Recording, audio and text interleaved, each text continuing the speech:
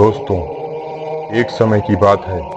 एक समय एक गरीब परिवार भारत के एक छोटे से गांव में रहते थे। उसका गांव एक खतरनाक जंगल से होकर गुजरता था। वहां के लोगों का यह मानना था कि उस खतरनाक जंगल में कुछ बाहरी डाकू रहते हैं जो किसी को छोड़ते नहीं थे।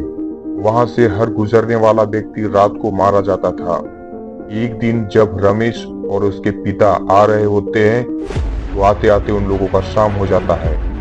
फिर रमेश और उसके पिता डरने लगते हैं। तभी पीछे से एक व्यक्ति की चलने की आवाज आती है और वो कोई और नहीं, वही 4 डाकू थे जिसकी चर्चा गांव में होती थी। फिर डाकुओं ने रमेश के पिता को पकड़ लिया। रमेश करीब 19 साल का था और वह एक कमांडो का तैयारी शहर में अपने मामा के यहाँ कर रहा होता है। इसलिए वह वहां अपने पिता का बात मानकर तेजी से घर की ओर कूद जाता है। जब सुबह आया तो उसके पिता का मौत देखकर वह फूट फूट कर रोने लगता है। तभी शपथ लेता है कि जब तक इन 4 डाकुओं को मार न दूं तब तक चैन से नहीं रहेंगे। तभी अपने पिता का अंतिम संस्कार करके वह अपने माँ, दादी, बहन और दादा से आशीर्वाद लेकर शहर की ओर चल पड़ता है। मामा को सारी बात बताने के बाद उसके मामा बहुत दुखी होते हैं।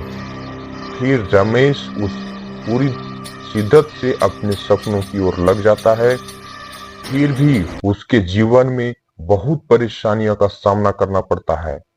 जब भी उसका हिम्मत हारता तो अपने मन में पिता की चीख को सुनता था। फिर वह काफी समय बाद वह एक कमांडो का पद ले लेता है। उसी रात अपने मामा के साथ गाड़ी से घर की ओर चल देता है। फिर पहले की तरह इस बार भी वही चारों आते हैं। उससे पहले वे लोग रमेश की गाड़ी के शीशे में 4 अंडे फेंकते हैं। फिर रमेश को यही समय का इंतजार रहता है। फिर जैसे ही चारों उसके नजदीक आने लगते हैं वैसे ही रमेश गोलियों से भून देता है। फिर पूरे गांव में उत्सव मनाया जाता है और इस कार्य से रमेश के परिवार बहुत खुश होते हैं और वह एक कमांडो का पद भी लेकर आता है। तो दोस्तों, इस कहानी से आपको क्या सीखने को मिला, कमेंट कीजिए।